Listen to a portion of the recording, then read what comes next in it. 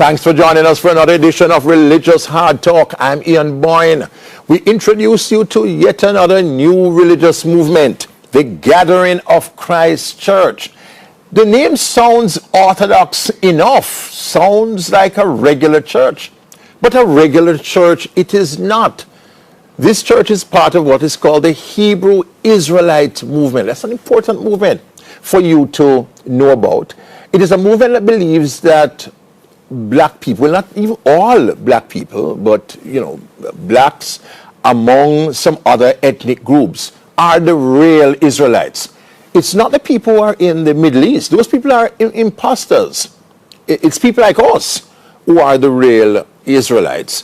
And the Bible has a lot to say about us. This is a group that keeps the Sabbath, that keeps the Old Testament feast days, that also keeps the law of circumcision, that practices the purification laws, has a strong connection with the Old Testament, but believes in Jesus Christ as the Messiah.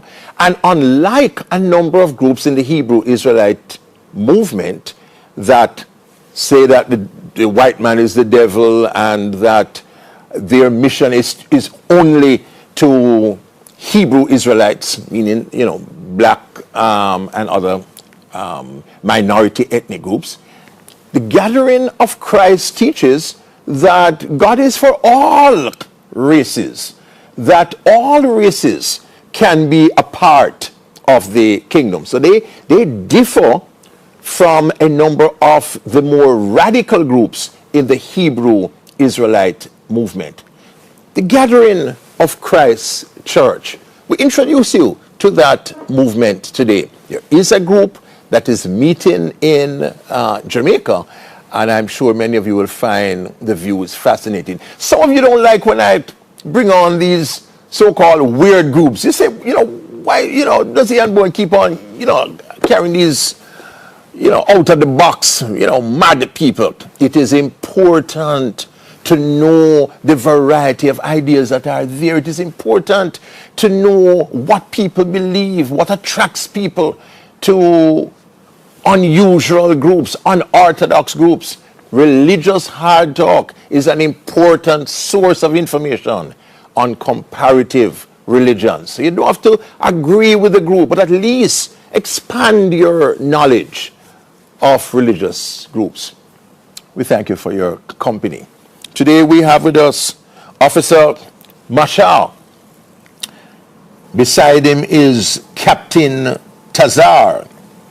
And right beside me here is Elder Gaja, who actually was introduced to the movement while he was in England, while he was doing broadcasting there, and met the founder of the church. Gentlemen, good to have you on the program. Elder Gaja, sir, what would you say is the evidence? What's the cumulative evidence that black people and some of the other ethnic groups, you can name them, are the real Israelites? Well, first and foremost, you come with a lot of books, here, man, and all kinds of, things to do with history. First and foremost, I will say our praises to the Most High and Christ.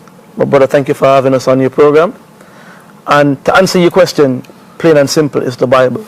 The Bible is the primary source of the knowledge of who the children of Israel are, according to history, according to archaeology, I can read a couple of precepts here that will bring it out in a nutshell as to into a decisive point what it is.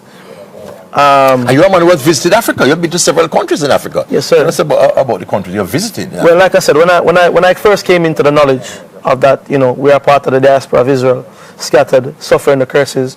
One of my first trip was to go and look at where we came from. Oh. So I went into Africa. This wasn't my first time there, but it was my first time going with the knowledge. So I went there and everything started to make sense because, all right, if anybody was ever been to Africa, right, Africa isn't a country. Africa is a continent. Yes. And when you look at how vast the land mass is, like I remember we drove from Gambia into Senegal, and we were in the bush for 8 hours doing 80 miles an hour on bush road, and we were still in the bush. You understand me? And I looked at the people and I was like, there's no way these people could have been taken down by some guys who came on boats had there not been a divine intervention. And I said that before I came to the knowledge of the truth. So going back now with the knowledge that, okay, it was a curse on them why they got, yes. Then I realized that, yes, it makes sense now, because nothing else ever makes sense. And when you think about it, Jamaica, from south coast of Jamaica, from Kingston Harbor, right? If you was to walk in a straight line from Kingston Harbor to the north coast, it's only maximum, what, 40, 50 miles? You with me? When you had British soldiers coming here, they got dysentery and they died from going through just Jamaica bush. They couldn't manage the little maroons and that were in the hills.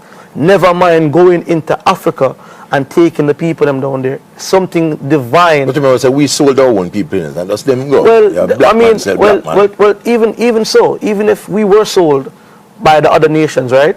Something spiritual would have to happen why the people wasn't able to fight back. When you look at a 100-meter final right now, anywhere, it's all black men. We are the white men, so we are the fastest, strongest, most intelligent people on the planet. How is it that they were able to take us down? What happened? It had to be divine intervention. So we're under curse. Yes. Because we broke the laws. Broke the laws. According to the Bible, would serve our enemies for disobeying God's laws. It so happened. It said that we'll have yokes of irons around our necks. It happened. It said that we'll be taken away in ships. It happened. We will be sold and, sold. You with me? Sold to Mr. Williams, sold to Mr. Brown, sold to Mr. Campbell. You understand me? And check it out. The people them that did this were Jewish people, Jewish people that own the ships. So you have to tell me in the Bible now, if the Bible was meant for them, where in the Bible does it say that they would sell slaves and all that? Where? It doesn't. So you go to Deuteronomy. Deuteronomy, which talks about... Even Christ says it. Christ tells you. Christ tells, as a matter of fact, get that from So we want to trace it to black people, to people of African descent and so on. First let's get that, all right? In 70 AD, and it's a book you can check out, Rudolph R. Windsor. Yes. You're familiar with this. Yeah, man. He documents the migration of the destruction of Jerusalem, where the Africans, or the Jews, migrated from Jerusalem into the Atlas Mountains, and then made them way down into what we call sub-Saharan Africa right now. And for a better word, they colonized it. And the rivers, and the Niger Bank River, for over 1,000 years, exported nothing but knowledge, books, education. You with me? They built the temples of Timbuktu. You understand? For over 1,000 years. They wear fringes, they bury the dead in the same customs as the biblical, they keep the Sabbath, all of that. You understand? Now, that's one source. Here's another one here. And I'm going outside of the Bible for a minute. This is Hebrewisms in West Africa by Joseph J. Williams, that went and lived in Ghana and parts of West Africa and studied that there were Hebrew customs there for the people. In Nigeria today, you have the people them called the Igbos, Biafra. All of these people know that they're the Israelites. You have the Lemba down in Zimbabwe. So the culture is there. You with me? The culture is right there now. It's just we have not been taught that history. So go into the Bible now. The Bible says this. Get me Deuteronomy 28 and let's go to verse 15. Let's speed it up for the for the purpose of time. So we can find it quick. All right? Deuteronomy chapter 28. 28 verse 15. 28 verse 15. And then jump down to verse 47 after you read that. Come on. But it shall come to pass, if thou wilt not hearken unto the voice of the Lord thy God. So the Bible says it will come to pass. That means it's going to happen. If you're not going to listen to the voice of God, go ahead. To observe and to do all his commandments. Some of the commandments. All his commandments. Read. And his statutes which I command thee this day. Go on. That all these curses shall come upon thee and overtake thee. So all these curses are going to come upon you and overtake you. And for the purpose of time, listeners or viewers, you can go and read them for yourself. Jump down to verse 47. Verse 47 in the book of Deuteronomy chapter 28. Because thou servest not the Lord thy God with joyfulness and with gladness of heart, for the abundance of all things, therefore shalt thou serve thine enemies. Serve thy enemies. Go on. Which the Lord shall send against thee in hunger. Hunger. So you want food? The black people. You have to go to your enemies for it. Come on. And in thirst. Thirst. Come on. And in nakedness. Clothing. I mean, how many people right now own farms where they're producing their own food? Most of our stuff are imported here. You understand me? What I put we have to pay for water. Read. And in want of all things. Some things. All things. So everything we need. I mean, look, Usain Bolt, they built the London Olympics on Usain Bolt. And how many people could have gone to the embassy and got visas to go watch him run? You understand me? I mean, and the list goes. We are not the only oppressed peoples. You're oppressed peoples in Asia. No, I'm not saying we are the only oppressed. Yes. I'm saying we're the only one that fit these curses. We are the only. Yes. Yes. Because don't get me wrong, there's been oppression on people, you know, sporadically in sectors and groups, but never has it been on a nation of people. So we're not suffering it as a little small group. We're suffering it as a nation of people. You understand me? So when you look at the nation now, you see what's going on in relation to the curses. You understand? We're going deep in history this evening on Religious Hard Talk. You see many books on the table, and these books are not mine. The guests here have brought their books. They have brought what they say is the irrefutable evidence that we are the true Israelites. This knowledge has been hidden from us. We are the Hebrews, and we are identified in prophecy, because they say if we don't know who Israel is, how can we know the role of Israel in prophecy? And there are so many prophecies that concern Israel and Israel in the last days.